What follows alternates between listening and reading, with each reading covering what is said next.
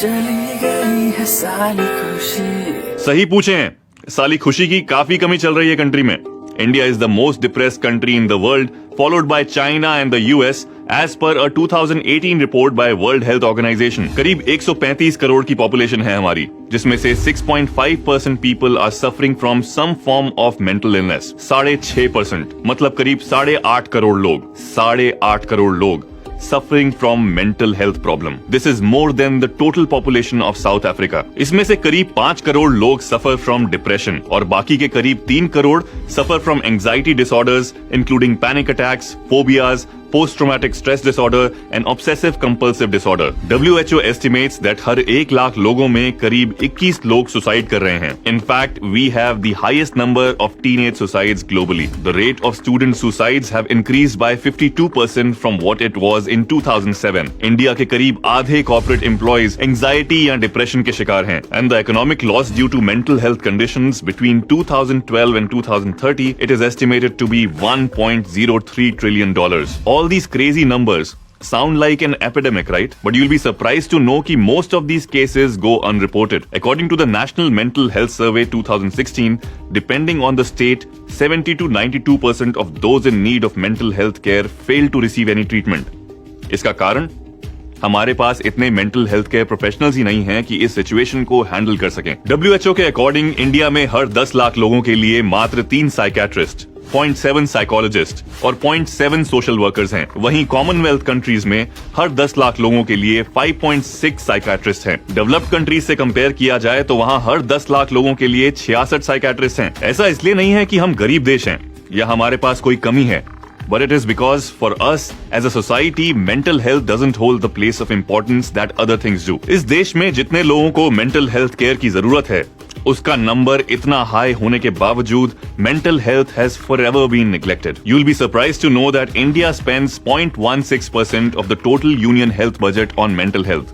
which is less than that of Bangladesh, which spends 0.44%। The developed nation's expenditure amounts to an average of 4%। अपने देश में union health budget खुद overall budget का सिर्फ 2.2% है, तो मेंटल हेल्थ का एक्चुअल बजट ओवरऑल बजट का सिर्फ 0.0036% रह जाता है। मेंटल हेल्थ प्रॉब्लम्स एपिडेमिक की तरह फैल रही हैं, बट स्टिल इस इशू को as a whole country neglect करने का मेन रूट कॉज है the stigma, taboos and myths behind it. ये जो एक खौफ हमारे अंदर पैदा हुआ है पागल, इससे हम डरते हैं। अगर मैं कहूँ कि भाई इस व्यक्ति को बहुत टेंशन होती है या ये बहुत घबराया हुआ है, ये परफॉर्म नहीं कर सकता, किसी साइकोलॉजिस्ट, किसी मनोवैज्ञानिक को दिखाओ।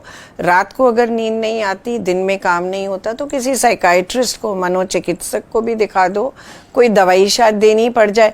नहीं, पागल थोड़े ही है। दिल में दर्द होता है तो हम भागे भागे हॉस्पिटल की तरफ जाते हैं।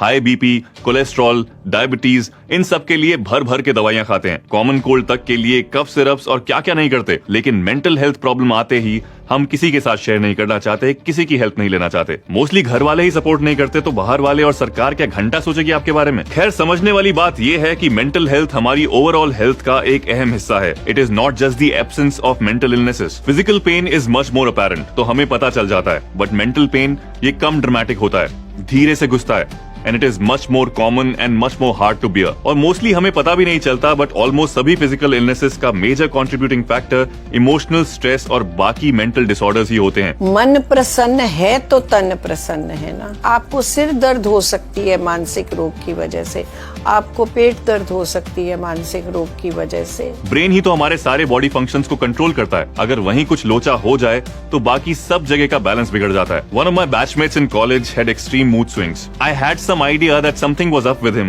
but I was like, Sanuki. Later, after a few years, we heard the shocking news that he committed suicide। It hit us pretty bad। We found out that he had bipolar disorder। It hurts to think that we could have been more sensitive to him। We could have made him feel better, if not completely okay। If only we are more open to people around us and talk to them without judging them। To some people, this sounds like a first world problem, but mental health problems are a rising issue among the have-nots as well।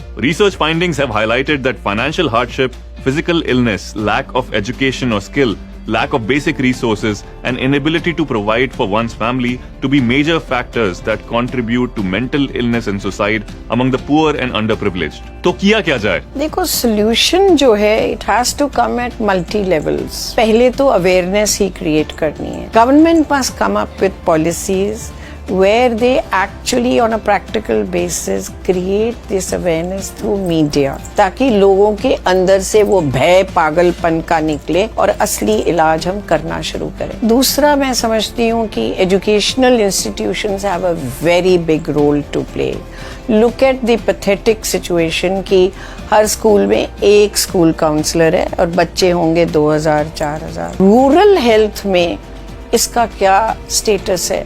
0. जैसे हमारे अब anganwadi workers हैं, इनके साथ health workers हैं, medical health workers, इनके साथ मानसिक हेल्थ वर्कर्स या psychological health, mental health workers होने चाहिए. So that survivors can openly share their stories.